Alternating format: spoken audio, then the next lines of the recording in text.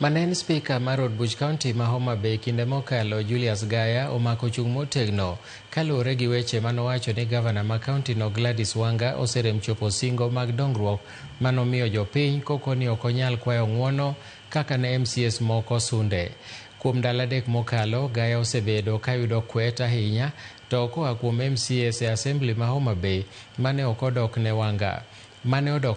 Kata kamano, Gaya omako chung' motegno e wechene ma owacho ni sirikal kaunti ma Homa Bay ok taa kaka owinjore kendo Wanga oserem chopo singo te mag dongruok manosingo ne jopiny e yiero ma 2022.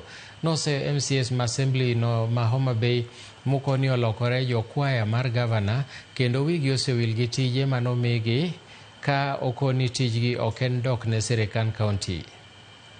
Narengo gi Governor Gladys in all the political places kwa Manyokura, and we were giving promises of what we were going to do. One of the first promises that we gave, mwawacho niya, niko ye Gladys Wanga to hospital dhi bedo maber. Koye Gladys Wanga yath dhi bedo hospital. Koye Gladys Wanga pi dhi bedo maler kendo machiegni gi minewa.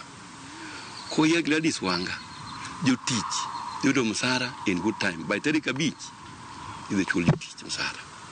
Kendo nyaparo ni kane wachako campaign nwalu wedo gi bura gi jotich mag sirikal temo Homa Tourist Hotel ma wasign kod jogi MOU ni idhi chul gi msara no less than 5th ka giyierowa, amongst many other things. Mono wawacho ka gigi ok dhi maber